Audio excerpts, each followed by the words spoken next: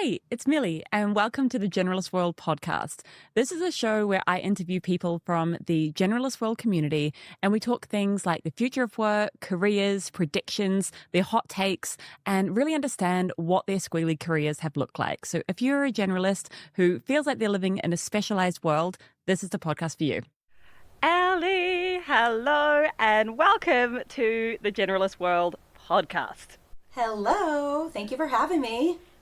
I want to give kudos to Allie because I actually DM'd you yesterday and I was like, hey, want to record a podcast tomorrow? And you were like, I'm in, let's do it. So snaps for grabbing life by the horns, as you describe it. You can't pass an opportunity up to chat with Millie when it is presented to you. Okay, I was trying to think of where I wanted to start this conversation, and I thought it could be cool to take us back to the moment that we actually met in person. Can you take me back to that day? And that was years ago now, wasn't it? I was thinking about this today. I was trying to remember, was that post-pandemic? It must have been. Yes. Yeah. Yes. God, the pandemic. I don't even know when that was anymore. Okay, so that was like 3 years ago, and you were taking a train across the United States, which none of Americans don't do. I don't know why you decided that that was a thing to do, nor did I even know where the train station was in Austin. So the fact that you got here by train was wild. But I had just gotten into generalist world, and I hadn't even really put any thought behind the fact that you live in Scotland, and we're like, I'm going to be in Austin. And I was like, yeah, that must just be a thing she does all the time. This is so cool. But it was so nice because I had just figured out what a generalist was, and then I got to meet you and hear your story, your wild story of creating your own job descriptions and just like making that work. And it really, at a time in my life where I didn't know what I wanted to do and I didn't want to have to specialize, you were just standing in front of me like, you don't have to. You can have all those skills and just use them. It's a superpower. So that bar is sadly no longer there, but everything else from that day sticks with me. Yes.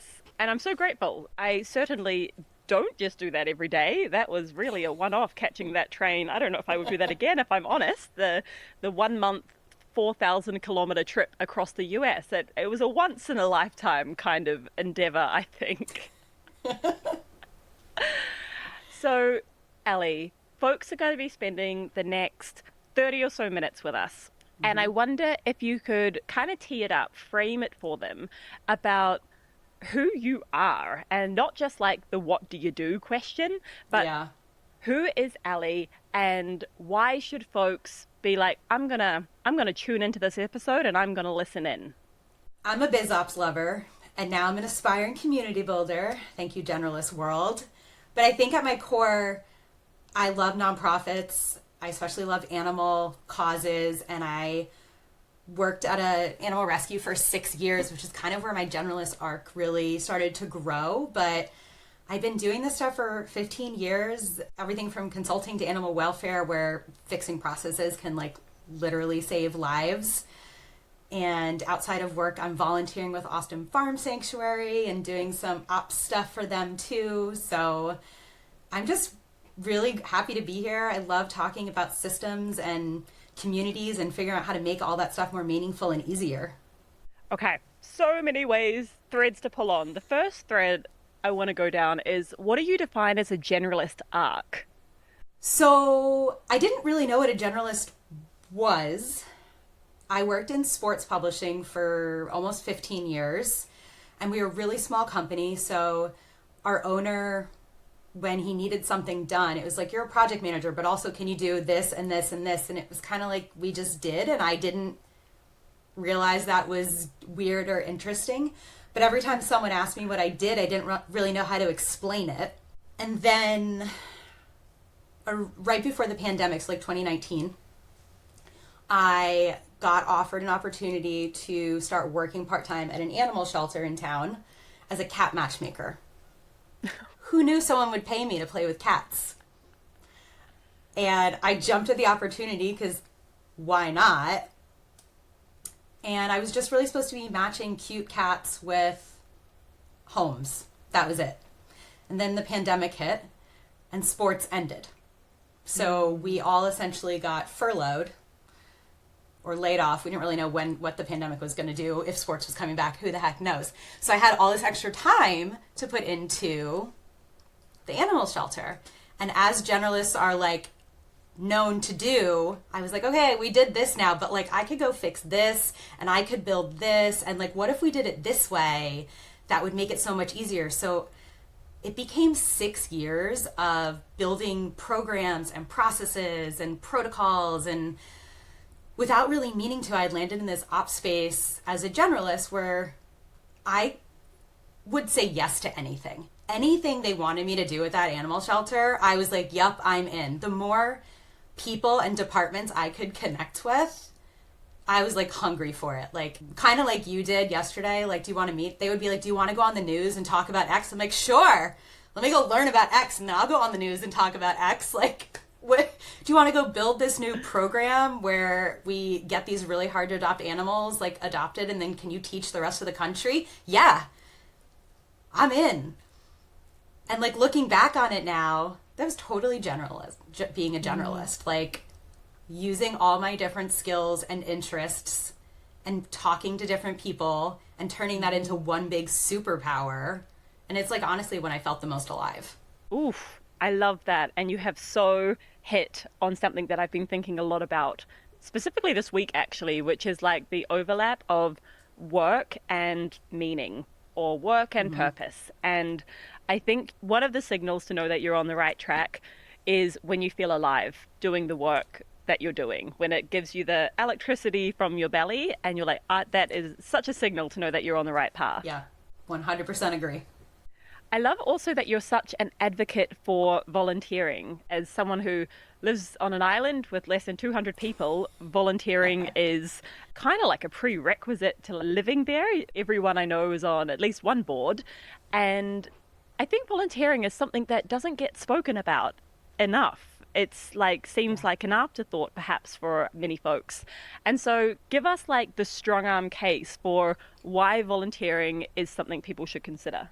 I think that people forget that there are all these great organizations and you see the like work in person, right? You see the people going and volunteering at food banks. You see the people at animal shelters walking the dogs or cleaning kennels and all that stuff. But there's all this stuff behind the scenes that needs to get done. And what I've found is a lot of volunteer organizations don't even bother to ask if anybody wants to help with that stuff because they assume that people just want to do the glamorous part of volunteering, so to speak. And I've been involved with Austin Farm Sanctuary for 3 years now. The Austin part is kind of misleading because it's an hour away from me. Okay.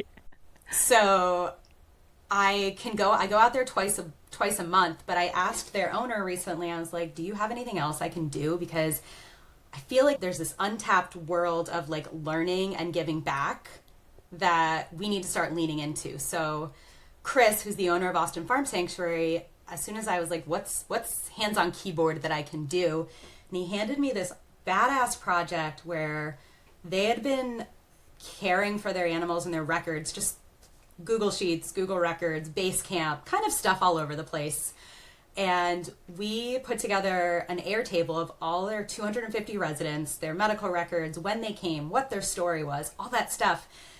I had never touched Airtable before he handed that to me, but we built this thing. I use it every day, and it's not something that I need to do to learn. I need to do to get good. And I would never have been able to learn that in a class because even this morning, he texted me this morning, hey, how many animals, is there a report we can run real quick? How many animals did we intake in 2025? I'm building out our impact report. And it was like, now there's data is at the tip of their fingertips. And it happens a little bit in animal rescue too. I think they're starting to lean in and be like, does anybody like the ops stuff? Does anybody want to organize? And I think the more you can go out there and offer your services, the more you can just add things to your tool belt for free while giving back and feeling good.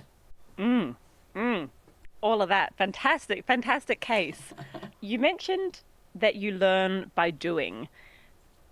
When you think about your process of how that actually happens. Is there anything that stands out? Do you have a process for your learning, or is it simply following your curiosity, excitement? How does Allie learn? It's following the curiosity. I would love there to be a process. I feel like if we search the Generalist World community Slack every month, every week, someone's like, how are you all organizing what you want to learn? And all of us are like brain dumping at each other because we all have 65 different trains of thought that we want to follow, and there's only so many hours in the day. But I usually kind of grab on to something that I want to learn, like with a dog, with a bone. Currently for me, that is community building.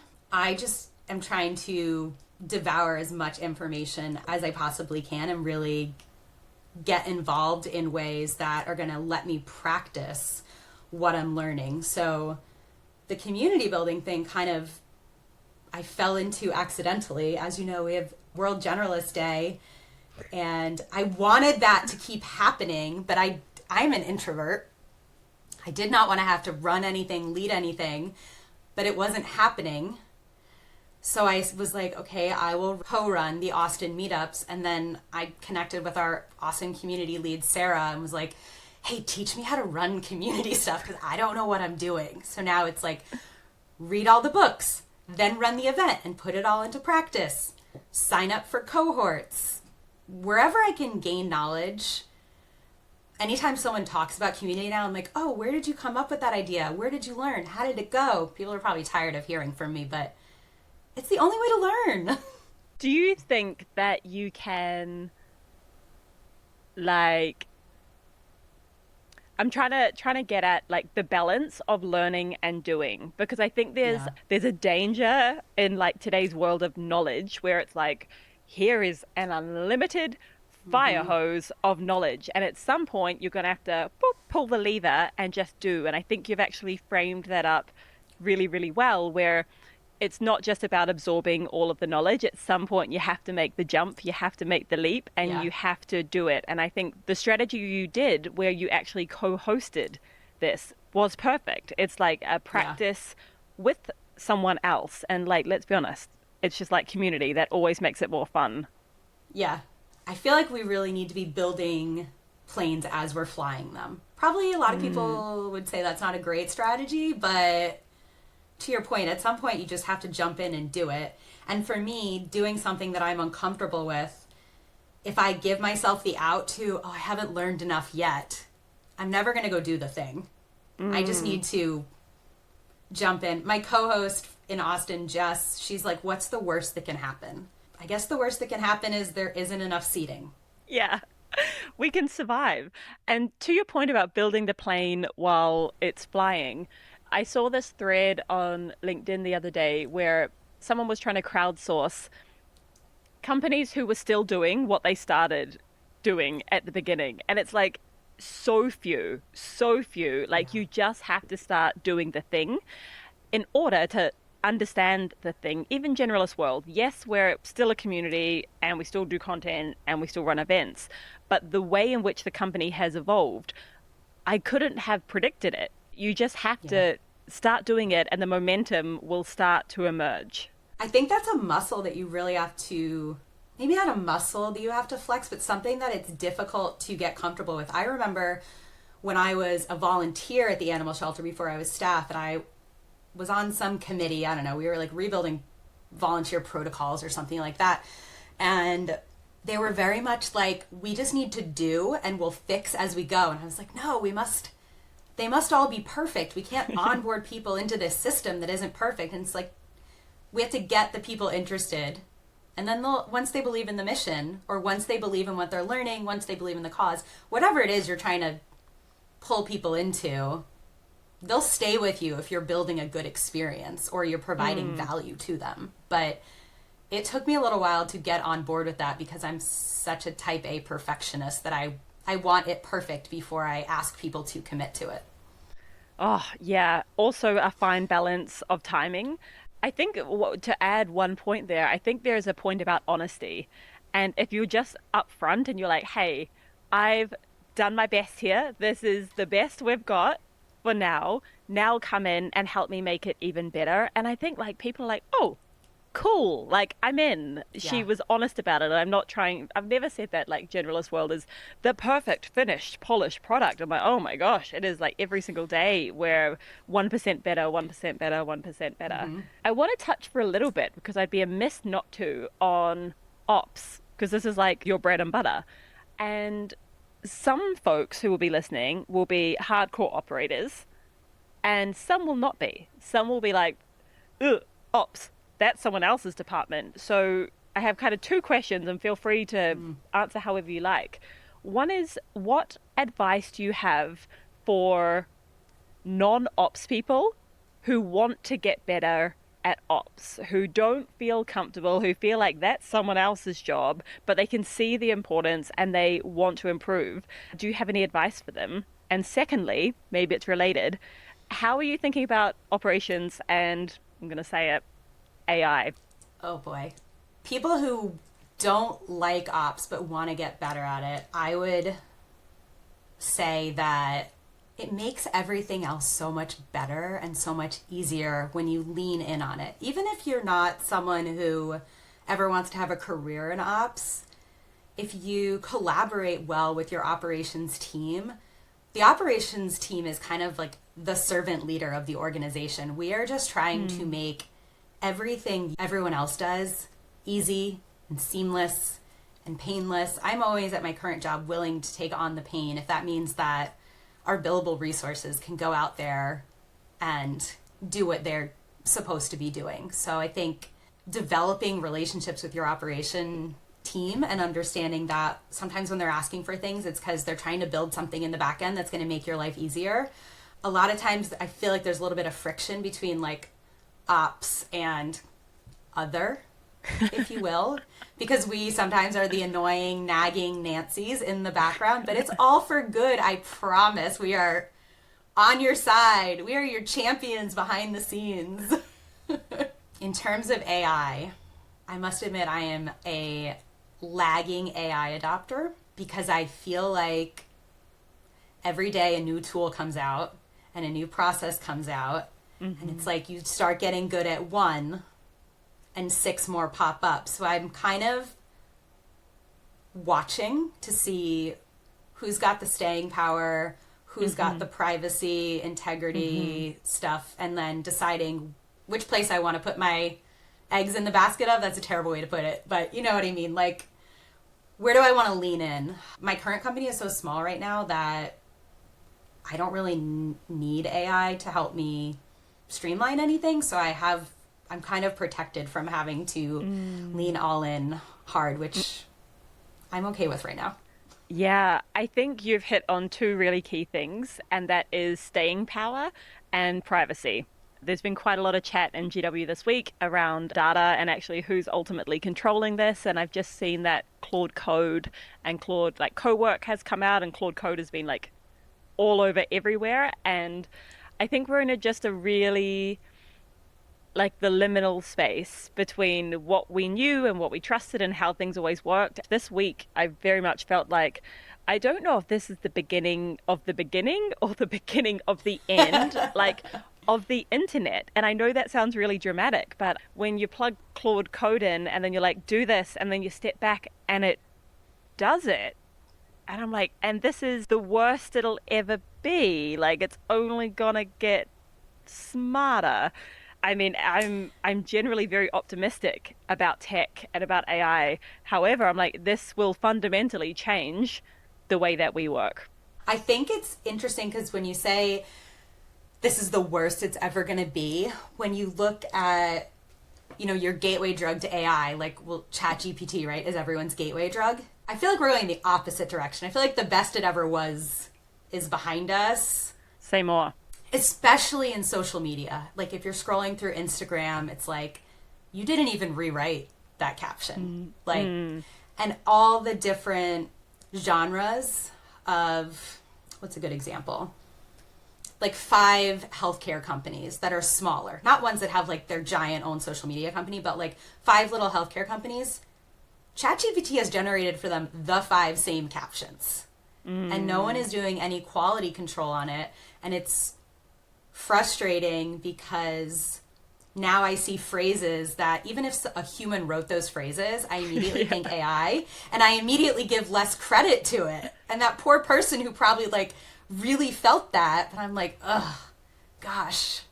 So it will be interesting where we go from here and how we thread the needle of it can do so many things, but I worry that people are not learning to use it in the right way from a creativity perspective, and that part of our brain is going to start to not be flexed. And to that point, if you're listening to this, this is your sign to keep that muscle strong. Like, I cannot advocate for this enough. I know that it's more efficient, quote marks, to copy paste something that Claude or ChatGPT wrote, but it doesn't sound like you. And like in some ways, I feel like it's never been easier to just post something on the internet. But in others, I think there's this enormous opportunity, this window of opportunity where it sounds so funny. But if you literally just don't use AI and you keep leaning into that creativity and you keep building that creative muscle, you're naturally going to stand out because most people aren't doing that. So I think this is the era of where if you're really creative and you can lean into that, I think you're going to be okay. Yeah, I would agree. It's like anything else. And it's funny how quickly you can lose it. So our next Generalist World meetup is this Thursday, and I was putting together our activities and prompts and stuff, and I really wanted to have note cards. So instead of printing them out there, I was just handwriting them all. I probably wrote for like an hour, which is not impressive, but I was like, how did we do this when we were young, and wrote like pages and pages of like, it's the same thing. Like, and I also think it's important to remember part of the creativity is just sitting there and staring at a blank page, and then something sparks, and like then it all flows as if you've released a dam. And people are so good and so interesting and so creative, and I want that to still be in the world. Yeah, I think this is going to be like a high status signal in the world of work where you can either bear boredom, where you're like, I can bear boredom. I'm good with boredom. I can sit at the screen and I can let those like bad ideas flow through until the really quality ones come out. I think it'll be high status to be able to be the creative person who's clearly not using ChatGPT. It'll be like, wow, imagine, like they're doing it old school. And I think to your point about the handwritten, I think all of these things are going to become really, really important for Christmas. Like the Christmas that's just been, Emily and Edja wrote, I think they wrote, like they literally created, they had like a crafty day and they sent, I don't know, 50 cards to different members, these like handmade cards. And I'm just such an advocate for continuing to do the things that no one else is doing, because it's actually, it's like anti-efficiency is going to be the new like high status thing. But you know, it maybe is anti-efficient from hey, I wanted to send 50 pieces of correspondence and I could have sent a mass email, but it is highly efficient in maintaining your connections, community, learning. I'm way more likely to reach out to someone who's invested the time in sending me a letter, a postcard, or reaching out directly for, hey, I saw this opportunity and thought of you. Hey, let's get together. I think that's how you build the real connections that is going to build where the workforce is going in the future. Yes. And speaking of where the workforce is going in the future, do you have any predictions that you see coming over, say, the next 12 months? I hope that we are going to lean more into building community. We're going to crack the code of building community versus how like icky networking can feel sometimes, because networking always feels like you're only doing it if you need something versus building a group of people around you that spark your curiosity and you can learn things from. And I think generalists often say that they really like to be dot connectors, right? Like I like to know where all the dots are in my organization so that I can pull them together, fill in gaps, anticipate issues before they happen. And I had this vision last night for unknown reasons of if the dot connecting is the work, breadcrumbs are kind of the people. And in this case, you're laying these breadcrumbs out in front of you, leading you towards different opportunities, different experiences, different communities.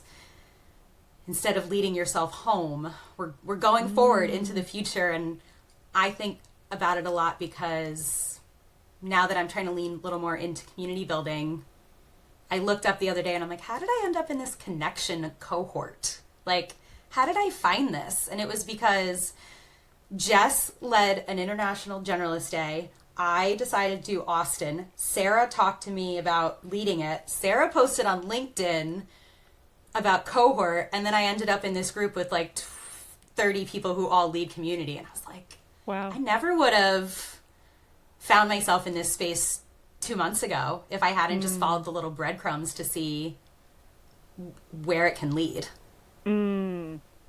What a beautiful analogy. That is so cool. And I actually think that's kind of like, that is community building. It really is. Whether that's online or in person, it is being this connector, being able to see where those breadcrumbs might connect. I think it's a really awesome analogy. How are you thinking about, I'm just curious, how are you thinking about talk us through a Generalist World Austin meetup? Someone from Austin might be listening to this. Why should they come along? Hey, Austinites! Generalist World Meetup. We are so young, but right now we're really trying to focus on getting to know each other and building some vulnerability so that in the coming months we can do things like practice pitches for each other or help solve problems. Maybe there's a problem that you're having at work and you can't figure out where to go from. There's so many interesting people in the group. The first one we had these name tags that had your name, but it said ask me about. And when we were doing introductions, one of the gentlemen who joined was he really likes cooking, and he was telling us all these things. And then he dropped that he's a father and a DJ and a founder. And I was like, you needed 10 name tags. Yeah. How did you go with cooking when you're also a DJ and a father? Wow. So we're really excited. This week we're doing a lot of connection, kind of breaking down some vulnerability walls, and then we're just going to start building projects. A lot of people want to volunteer together. I'm so excited, but so many good people. It just boggles my mind. A moment for gratitude. Like, thank you so much for being the host and stepping up and being like, yeah, and making it something that it's not just this, like, we're going to go meet in a bar and we're going to say, what do you do? And then if there's no transaction to be had, I'm going to move on to the next person. That's not really community. That can be a networking event, but the transactional feel, and of course, transactions can be a part of community, but I don't think they should be the core or the heart. Yeah. And I adore what you just said, that the priority is really vulnerability, and that's how you make friends. And if I really had to boil Generalist World down to like one sentence, it would be like, make generalist friends. Like that's really what we're hoping to do. Bring generalists together, make generalist friends, figure stuff out together. And I love that you're batting for the volunteering while you're there. I am having a really good time. I have to shout out my co-host Jess, because I am such a type A. I want everything to be perfect. Even today I was like, we have 11 people on the waiting list. She's like, let them all in. Let them all in. What's the worst that can happen? And I was like, she's like my moral support of making sure that I don't. Amazing. So if you're listening and I look nervous when you see me, it's because there are way more of you than I expected, and I'm excited and scared. Oh man, I'm so excited. I can't wait to see pictures. This has been amazing. Allie, is there anything that I haven't asked you that you're like, I want to talk about this? Well, I've got the mic and everyone is listening. What did I not ask you? I think you hit on everything. I really, really think that community building and volunteering is the way forward. There's so many tools to be learned from different people, and I know that a lot of people are job hunting at this time and the market is tough, but those volunteer orgs will accept you in a minute, and you can start building your tool belt, meeting new people. Volunteer, volunteer, volunteer. And you never know where it's going to lead, right? You just never know who you're going to meet. You never know the skill set you might stumble into could be the one that you do for the next 10 years. I think it's such an underspoken about strategy. So thank you for shining a light on it. We are going to link all of Allie's links so you can go and connect with her. And specifically, if you're in Austin, I hope you can go along to one of the future events. So Allie, thank you so much. I hope you have a wonderful day. Thank you.